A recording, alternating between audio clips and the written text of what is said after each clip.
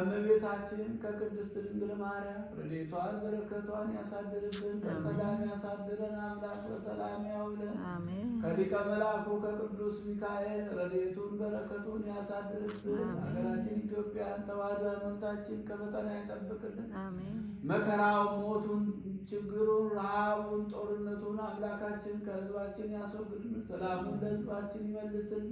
የተጨነቁትን ይርዳልን። ከቤት ንብረታቸው የተፈናቀሉትን ወደ ቤታቸው ወደ ሕይወታቸው ይመልስልን። መላውን ዓለም ሁሉ በቸርነቱ ይጎብኝልን። ይህች ቤተክርስቲያን በገንዘባቸው፣ በጉልበታቸው፣ በእውቀታቸው፣ በጸሎታቸው ሁልጊዜ እያሰቡ የሚያገለግሉትን አገልጋዮቿን ምዕመናኑን ሁሉ ወንዶችንም ሴቶችንም በሕይወተ ሥጋ ይጠብቅልን።